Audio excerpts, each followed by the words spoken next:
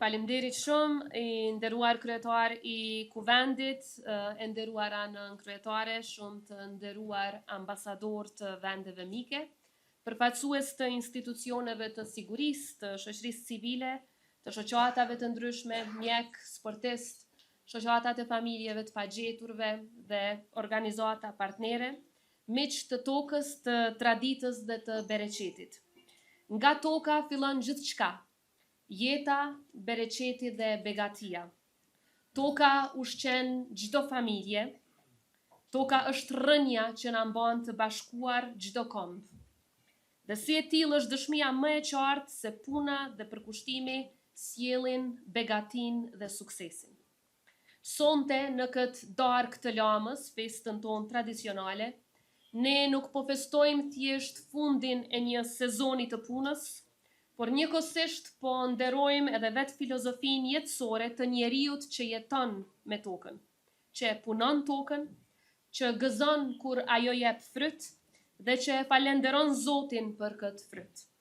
Kjo darkë e lamës, e cila është nismë e presidentit historik Dr. Ibrahim Rugova, është ngjarje kulturore dhe kujtesë e lidhjes sonë me rrënjët tona, me dheun që na mban, me traditën që na mëson të jemi mirënjohës.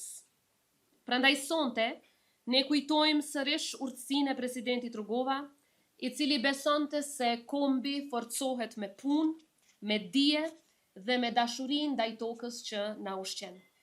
Në traditën tonë kulturore, shprehje e çdoditshme është Zoti ju dhasht bereqet. Ky urim personifikon filozofinë e jetës dhe përmbledh në vete shpresën, mirënjohjen dhe lidhjen ndërmjet njeriut dhe natyrës. Është shprehja që ka kaluar brez pas brezi nga sofrat e fshatrave qyteteve tona, tek oborret ku ruhej fara për vitin tjetër. Ashtu sikur se festa Thanksgiving në disa prej shteteve mike aleate, dita e falenderimeve pra, e cila kremtohet ndër të tjera, edhe për të falenderuar për të korrat dhe begatin, por edhe për gjithçka që jemi falenderues në jetën tonë, edhe ne sonte, në mënyrën tonë, me kulturën dhe shpirtin tonë, falenderojmë për bereqetin e këtij viti, për tokën tonë të bekuar që na mbushi hambaret dhe për duart e fermerëve tanë që kanë punuar për bukën e vendit të tyre. Në shumë tregje evropiane, ajvari i grave të Krushës tashmë njihet si sinonim i shijes dhe i cilësisë së lartë. Verrat e Rahovecit apo Suarekës garojnë denjësisht me verrat e rajoneve më të njohura të Evropës.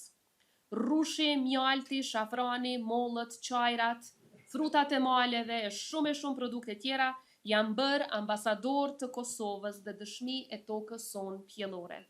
Mjeshtrisë së fermerëve tanë, si dhe përkushtimit për të kultivuar me dashuri dhe pasion. Këto produkte përveç se mallra ekonomike janë tregim, një tregim për popullin ton punëtor i cili mundin e kthen në begati e djersën në krenari. Të dashur miq, bujqësia është një nga shtyllat e fuqizimit të shtetit. Çdo rendiment, çdo fermë, çdo prodhim bio që mbërrin në tregun ton është një hap drejt pavarësisë sonë ekonomike.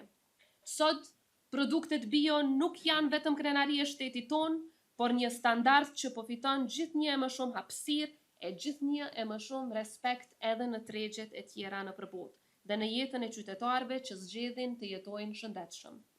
Por qytetarët tanë punëtor nuk po dëshmohen vetëm me bujqësi e vetëm me zotësitë e tyre në këtë sektor. Në fakt, Kosova ka njerëz të vyeshëm në secilin sektor, të cilët me kontributin e tyre e bëjnë shtetin gjithnjë e më të fortë, gjithnjë e më të qëndrueshëm.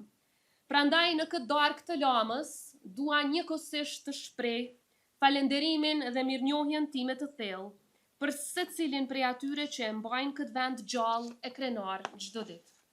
Faleminderit nga zemra për të gjithë aleatët e Kosovës që edhe sonte na janë bashkuar në këtë darkë të lamës, e të cilët qëndrojnë për herë pranë nesh në çdo sfidë. Respekt të pakufishëm për Policinë e Republikës së Kosovës që me profesionalizëm e përkushtim ruan sigurinë e qytetarëve tanë. Për forcën e sigurisë së Kosovës që me disiplinë e sakrificë është gardiane e Republikës sonë dhe pasqyra më e pastër e patriotizmit modern. Një njohje për zjarë fiksit tonë që përballen me rrezikun për të shpëtuar jetë, por edhe për të shpëtuar tokën tonë. Për mjekët dhe infermierët që na janë bashkuar sonte dhe shumë të tjerë që po punojnë në shpëtim të jetës, të cilët çdo ditë mbajnë gjallë shpresën dhe kujdesin për shëndetin e njerëzve tonë. Falënderim me zemër për të gjitha shoqatat e dalë nga lufta, për të mbijetuarit e dhunës seksuale gjatë luftës, për shoqatat që ato i mbështesin çdo ditë, dhe për guximin e dinjitetin me të cilin e kanë kthyer plagët në forcë. Për organizatat që mbrojnë të drejtat e grave, të drejtat e pacientëve, të drejtat e fëmijëve dhe në përgjithësi organizatat që çdo ditë janë kampione për të drejtat e njeriut, e na kujtojnë se barazia është themel i lirisë. Nderim për sportistët tonë të suksesshëm që e lartësojnë flamurin tonë në arenën ndërkombëtare, për shoqata të cilat punojnë çdo ditë me ne që Kosova të ecën përpara, për institucionet tona që çdo ditë e mbrojnë demokracinë.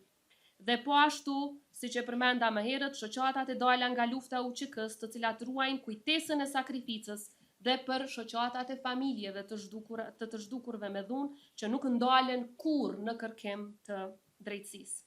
Një falënderim të veçantë edhe për shoqatat që merren me të drejtat e fëmijëve dhe shoqatat që merren me personat me nevoja të veçanta.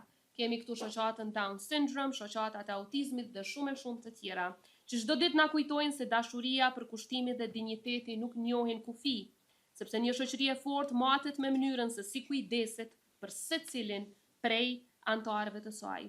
Faleminderit për mësuesit që çdo ditë sigurohen që sistemi ynë arsimor të ecën përpara, përfshirë për mësuesën time të parë, e cila na është bashkuar sonte këtu. Secili prej jush është dëshmi e gjallë se Kosova është frymë që nuk dorëzohet. Dhe ky mosdorëzim reflektohet më së miri në fëmijët që sonte i kemi ftuar, të cilët janë kampion në matematikë, në shkencë, në drejtësi, edhe të rinjët e universitetit e shumë të tjerë që po na bëjnë krenar çdo ditë. Kosova pra është frymë që nuk dorëzohet, një zemër që rreh fort për dinjitet, shpresë dhe mirëqenie. Të nderuar mysafir, në çdo sezon të vjelash familjet kosovare jo vetëm që sigurojnë ushqimin për tryezat e tyre, por edhe forcojnë ekonominë e vendit, sepse në thelb çdo grusht drithi, çdo shport me moll, çdo hardhi rrushi është një gur mbi themelin e shtetit tonë, shtetit që ndërtohet mbi punën e ndershme dhe mbi respektin për tokën që na ushqen. Darka e Lamës është një festë e mirënjohjes ndaj punëtorit, fermerit, ndaj begatisë, ndaj natyrës që na fal dhe ndaj Zotit që na jap këtë bekim. Është po ashtu moment reflektimi e falënderimi për çdo institucion të shtetit tonë, për çdo shoqat e çdo njeri që jap kontribut për atë dheun tonë të dashur. Është moment për të kujtuar se fuqia e një kombi nuk matet vetëm me numrat në ekonomi, por edhe me lidhjen shpirtërore që ai e ka me tokën e vet dhe traditën e vet. Le të jetë kjo darkë një frymëzim për të ecur përpara, me më shumë kujdes për tokën, me më shumë përkrahje për njerëzit e kësaj toke dhe me më shumë dashuri për njëri tjetrin. Zoti dhasht bereqet për të gjithë ju, për Kosovën tonë të dashur dhe për alatët tonë. Gëzuar darkën e Lamës, Zoti e bekoft tokën e Kosovës. Ju falenderoj.